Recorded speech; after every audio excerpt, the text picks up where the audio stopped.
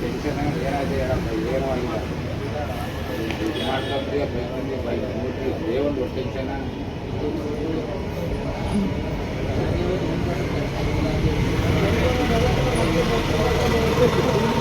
ಕೆಲಸ ಅಂದರೆ ಕೆಲಸ ಬೇಕು